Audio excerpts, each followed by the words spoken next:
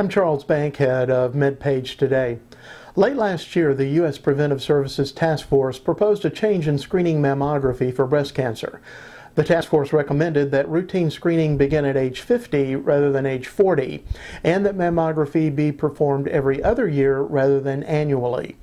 The recommendation drew immediate and strident responses from both supporters and opponents.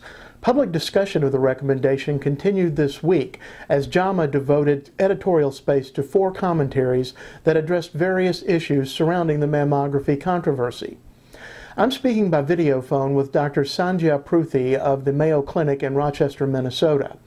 As director of the medical center's breast clinic, Dr. Pruthi is in a position to respond to patients' and physicians' questions about the mammography recommendations. Dr. Pruthi, thank you for joining us today. Have the recommendations influenced breast cancer screening practices at the Mayo Clinic? Charles, we continue to practice using the guidelines that are recommended by the American Cancer Society, which is annual screening beginning age 40 in women and annually thereafter for women in their 50s as well. What advice would you offer to physicians and patients who might be confused by what they see as conflicting information about breast cancer screening?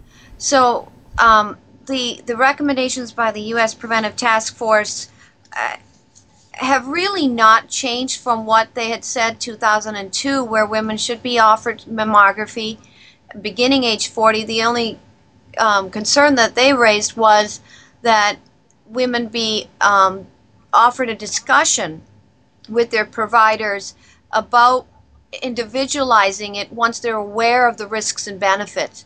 And really, we have been doing that today. We continue to tell women, if you're aware of your risks and benefits of having mammography, provide that information and still offer annual screening beginning age 40.